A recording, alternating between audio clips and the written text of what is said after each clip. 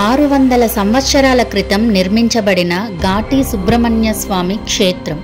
ఈ ఆలయంని నాగక్షేత్రంగా కూడా చెప్తుంటారు. ఒకటే రాయి, ఆ రాయికి ఇద్దరు దేవుళ్ళు స్వయంభుగా వెలిసిన చోటు ఇది.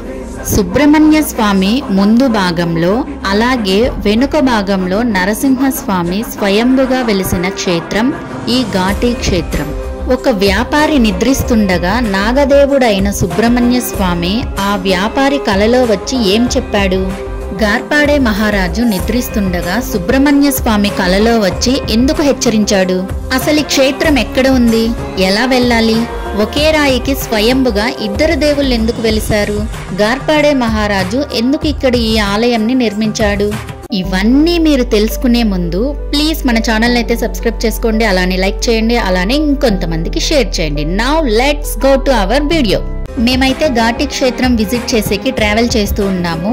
ట్రావెల్ చేస్తూ మీకు ఈ క్షేత్ర వివరాలు వివరిస్తాను, అలానే మాతో పాటు మీరు కూడా ట్రావెల్ చేసేయండి. నీలగిరి పర్వత శ్రేణుల్లో విస్తరించిన పశ్చిమంలో ఘాటి క్షేత్రం ఉంది. బెంగళూరు నుండి 60 కిలోమీటర్ల దూరంలో ఈ ఆలయం ఉంది. కర్ణాటకలోని బెంగుళూరులో దొడ్డబల్లాపూర్ తాలూకాలో ఈ ఘాటి శ్రీ సుబ్రహ్మణ్య స్వామి క్షేత్రం ఉంది. సంతానం లేని దంపతులు, అనారోగ్యం పాలైన వారు ఈ దేవాలయంలో నాగ ప్రతిష్ఠ చేస్తారు. జంట నాగులు, నాగుల విగ్రహాలని ఈ ఆలయంలో ప్రతిష్ఠించడం వల్ల సకల కార్యసిద్ధి చేకూరుతుందట.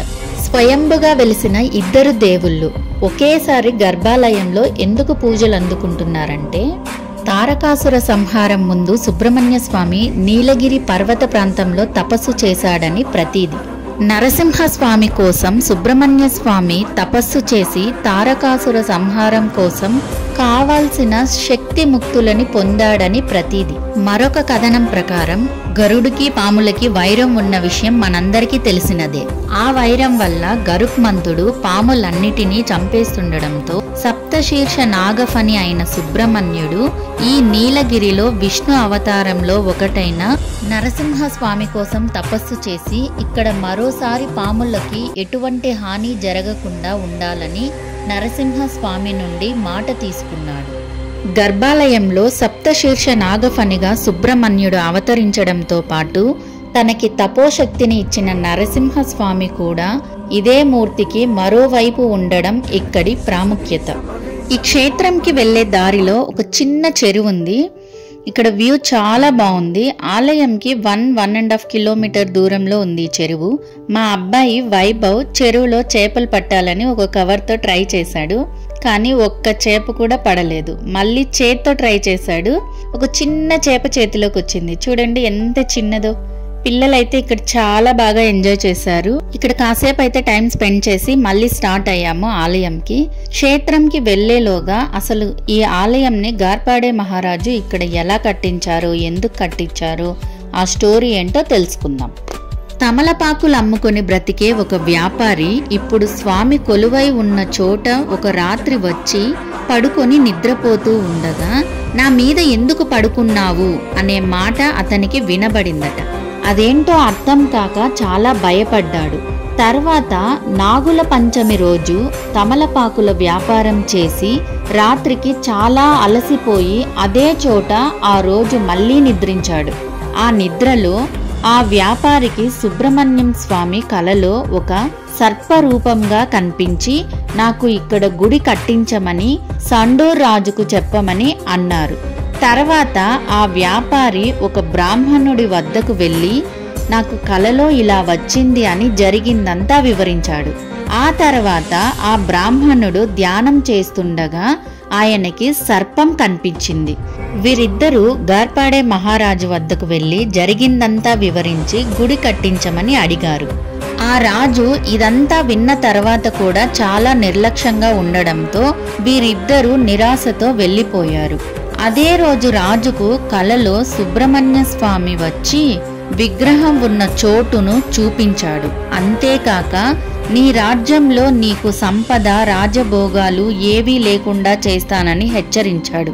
దాంతో గార్పాడే మహారాజు వారిద్దరినీ కలిసి వారిని తీసుకుని ఆ చోటుకు వెళ్ళి అక్కడ గుడి కట్టించాడు. క్షేత్రం దగ్గరికి వచ్చేసాం. ఇదే ఘాటి సుబ్రహ్మణ్యం క్షేత్రం.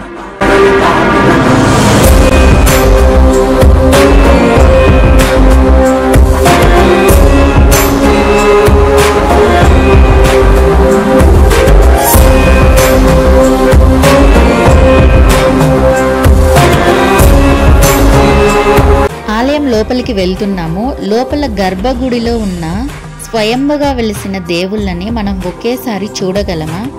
నరసింహస్వామి వెనకాల ఉంటారు కదా, మరి మనం ఎలా చూడగలము, ఎలా దర్శించగలము? అది మీకు గర్భగుడి దగ్గరికి వెళ్ళాక మీకు క్లియర్గా చూపిస్తాను. ఇప్పుడైతే లోపలికి వెళ్తున్నాం. ఇదేనండి గార్పాడే మహారాజు కట్టించిన క్షేత్రం. ఇక్కడ special entry ticket per head 50 rupees.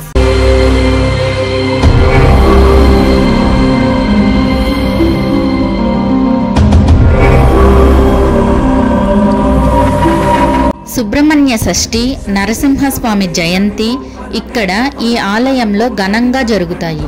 Rahu Ketu పూజలు, కుజదోష నివారణ పూజలు సంవత్సరమంతా జరుగుతూ ఉంటాయి.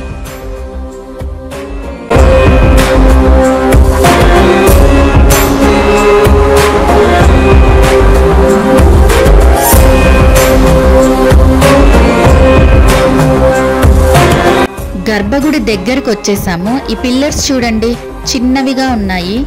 అప్పటి రాజు గార్పాడే మహారాజు కట్టించిన ఆలయం ఇది.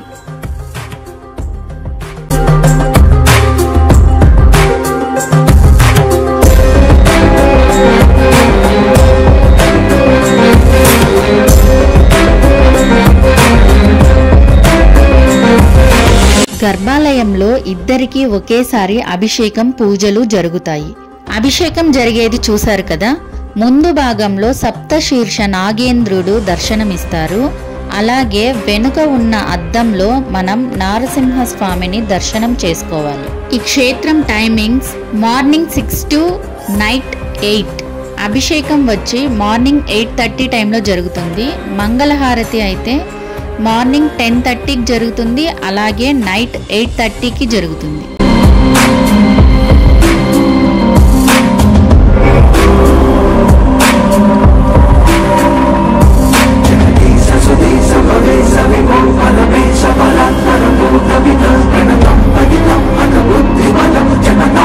ఇక్కడ సంతానం లేనివారు, అనారోగ్యం పాలైన వారు నాగ ప్రతిష్ఠ చేస్తారని చెప్పా కదా. అవి ఆలయం నుండి కొంచెం ముందుకు వెళ్ళాక ఉంటాయి. నేను మీకు బయటికి వెళ్ళాక అవి చూపిస్తాను. అక్కడ ఒక పెద్ద పుట్ట కూడా ఉంటుంది.